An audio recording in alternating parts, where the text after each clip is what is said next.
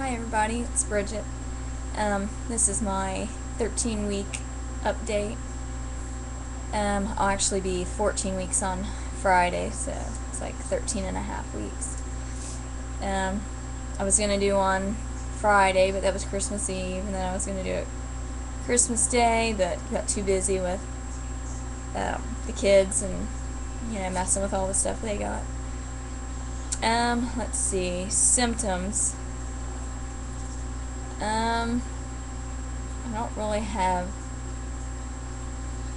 I wouldn't say I really have any symptoms. I know sleeping still, I sleep good, but I get uncomfortable a lot, but that doesn't keep me from falling asleep. I just wake up and kind of am uncomfortable, and I'll just try to roll over and I end up going back to sleep.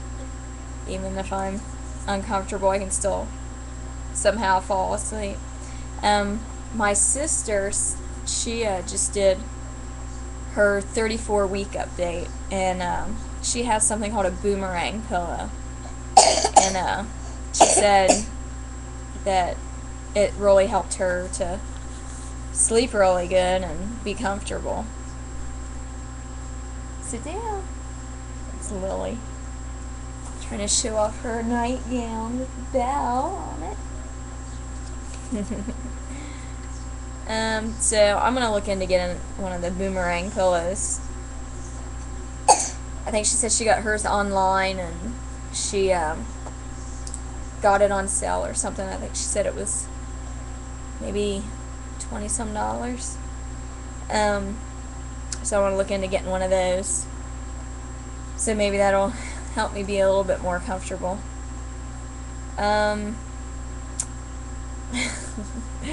Cravings. The cravings I have right now, I've been craving chocolate milk a lot. So I've been drinking a lot of chocolate milk. And I don't like plain milk. I've never liked it. I don't remember ever drinking plain milk. I remember only drinking chocolate milk, so that, I've been told that by doctors and stuff that, you still get everything out of it that you need. So, anyway, I've been craving that. And veggies.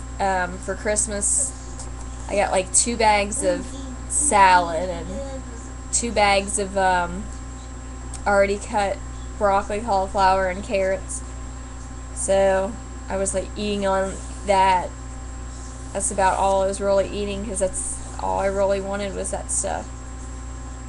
And I'm still kind of craving vegetables. So I guess that's good. Hopefully when I go back to the doctor, I haven't gained too much of anything. I can't play it right now. Put another game in. Let's see. So for cravings, that's about it. Let's see. Doctor. I went to the doctor on the 20th, which was a Monday. And then they did my PAP, and I haven't got a call, so I guess everything's normal with that. I don't see why anything wouldn't be normal with it.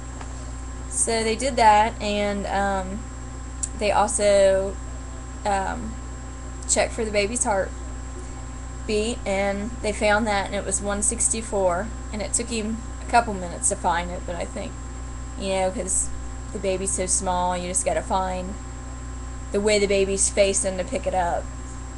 Let's see, so yeah, we heard that it was 164, and then the doctor was asking me, since this is my 5th baby, he was asking me if it's still exciting to hear the baby's heartbeat for the first time, and to go through, all those things. And I don't know if he's seen very many women that have 5 kids, or at least 4.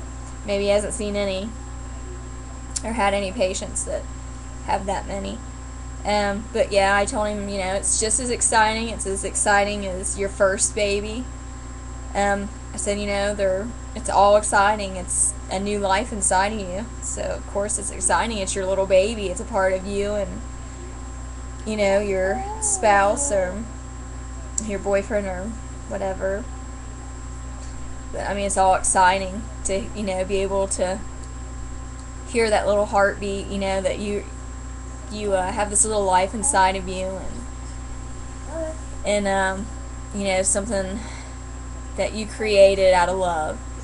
And, you know, it's just neat to think that your body is building something like that, a little human.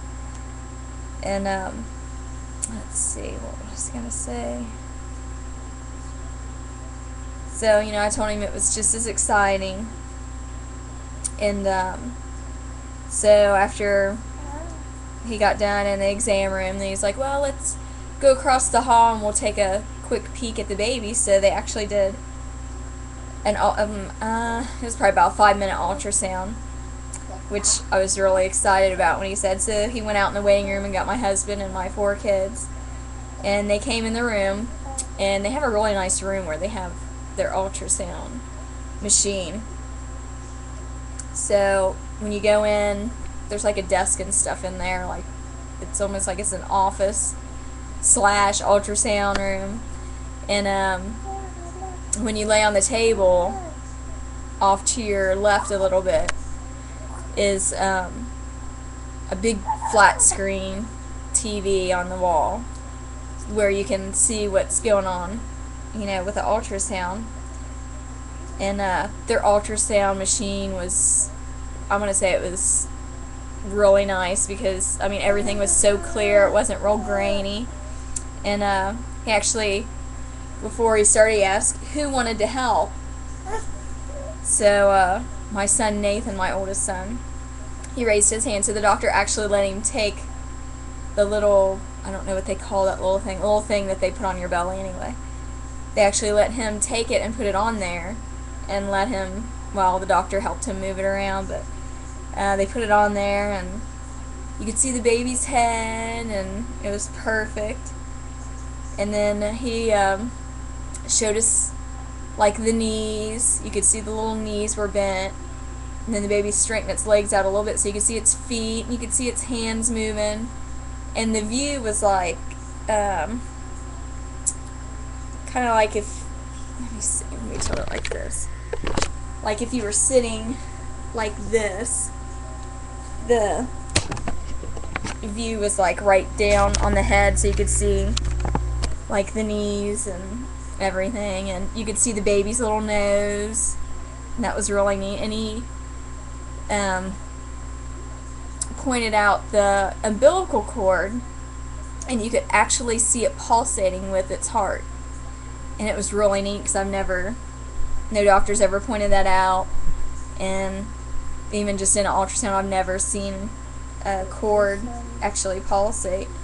So that was neat. And the baby was moving its head side to side and was moving its arms and its legs, so that was really neat to be able to see that. But of course it's still too early to tell because the sex organs are still, you know, either going in for a girl or coming out, so it was in between, so they can't really tell you because they might tell you it's a boy and it was a girl because, you know, the organs down there weren't, you know, all the way in yet.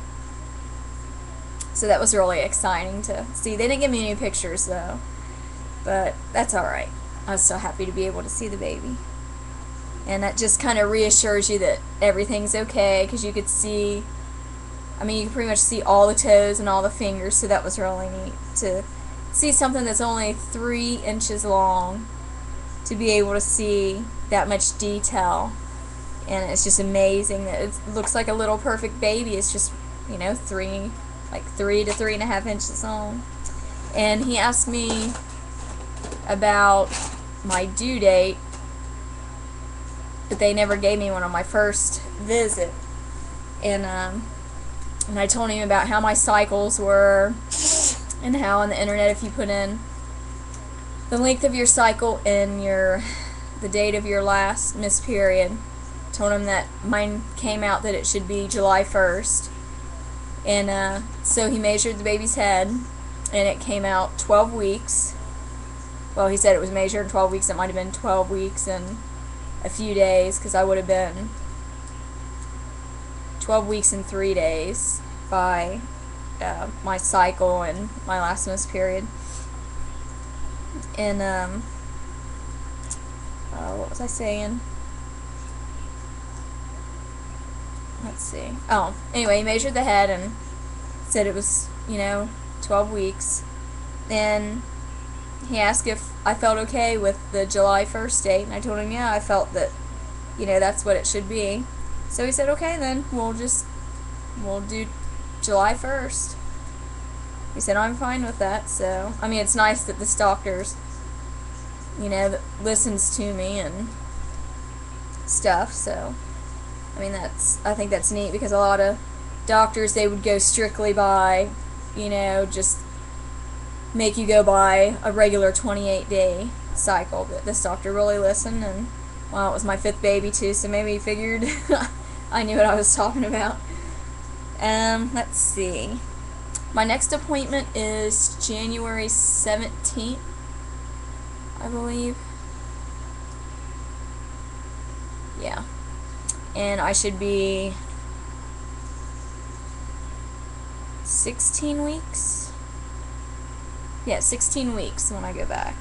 So that would be exciting, because I should be able to feel the baby move right about that time. With my other ones, I think my first one I felt him move a little bit earlier, maybe 14 weeks, I'm thinking. But then the rest of them, they were right around between 15 and 17 weeks. But I know for sure that my daughter Lily, I know I felt her at 16 weeks for sure, and then at 17 weeks when my son accidentally kicked me in the stomach and I had all the bleeding and worry and everything. But that's going to be exciting to be able to feel the baby move. That'll just be reassuring. And I'm also going to get a one of the Dopplers like the doctors use.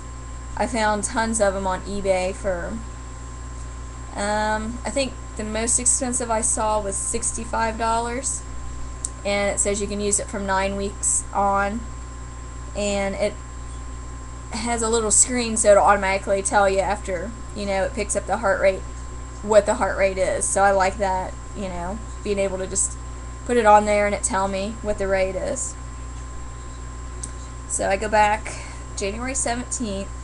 When I went to the doctor this time, the first time I went, it said I weighed 113. This time it said I weighed 116. So I really hope I didn't gain 3 pounds in a month, because I really don't want to gain a lot of weight. I mean, it's fine if I gain, weight, but that just seems like a lot for 1 month. I mean, especially at the beginning. So we'll have to see. Christmas. My Christmas was good.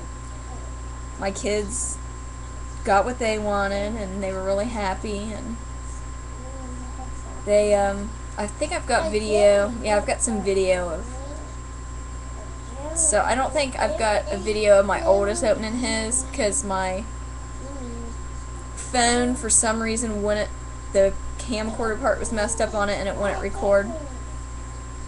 But, I got my other 3. What, Caitlin? She's fine. I know I got video of my other 3 opening some of their stuff.